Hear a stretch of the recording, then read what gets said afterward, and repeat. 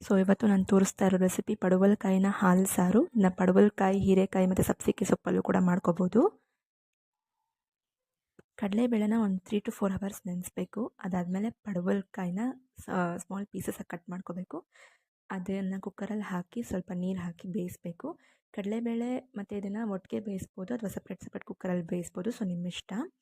And then ಸ್ವಲ್ಪ ಮಿಕ್ಸಿಗೆ ಕೊಬ್ಬರಿ ಪೀಸ್ಗಳು ಮತ್ತು 2 ಸ್ಪೂನ್ ಗಸಗಸೆ ಹಾಕಿ ಅದನ್ನ ನುಣ್ಣಗೆ ರುಬ್ಬಿಟ್ಕೋಬೇಕು. ಆ್ಯಂಡ್ ಕುಕ್ಕರ್ ತಣ್ಣಗಾದ್ಮೇಲೆ ಅದನ್ನ ಓಪನ್ ಮಾಡಿ ಈ ಕಡಲೆಬೇಳೆ ಈ ಥರ ಇರುತ್ತೆ. ಸೊ ಸ್ವಲ್ಪ ಸ್ಮ್ಯಾಶ್ ಮಾಡ್ಕೋಬೇಕು ಸ್ಮ್ಯಾಶರಲ್ಲಿ. ಫುಲ್ ಕೂಡ ಸ್ಮ್ಯಾಶ್ ಮಾಡಬಾರ್ದು. ಸೊ ಅರ್ಧಂಬರ್ಧ ಸ್ವಲ್ಪ ಈ ಥರ ಸ್ಮ್ಯಾಶ್ ಮಾಡಬೇಕು. ಈ ಥರ ಸ್ವಲ್ಪ ಕೈಗೆ ಸಿಕ್ಕಿದ್ರೂ ಪರವಾಗಿಲ್ಲ. ಸೊ ಅಷ್ಟು ಮಾತ್ರ ಸ್ಮ್ಯಾಶ್ ಮಾಡ್ಕೋಬೇಕು. ಫುಲ್ ಸ್ಮ್ಯಾಶ್ ಮಾಡಿದ್ರೆ ಫುಲ್ ಪೇಸ್ಟಾಗಿ ಹೋಗುತ್ತೆ. ಆ್ಯಂಡ್ ಇದನ್ನು ಒಂದು ಬಾಣಲೆಗೆ ಹಾಕ್ಕೊಂಡು ಆ್ಯಂಡ್ ಈ ರುಬ್ಬಿರೋ ಮಿಕ್ಸ್ಚರ್ನ ಅದಕ್ಕೆ ಸೇರಿಸ್ಕೊಂಡು ನಂತರ ಸ್ವಲ್ಪ ರುಚಿಗೆ ತಕ್ಕಷ್ಟು ಉಪ್ಪು, ಆಮೇಲೆ ಈ ಬೇಯಿಸಿರೋ ಪಡವಲಕಾಯಿನ ನೀರು ಬಗ್ಗಿಸ್ಕೊಂಡು ಅದನ್ನ ಇದರೊಳಗಡೆ ಮಿಕ್ಸ್ ಮಾಡ್ಕೋಬೇಕು.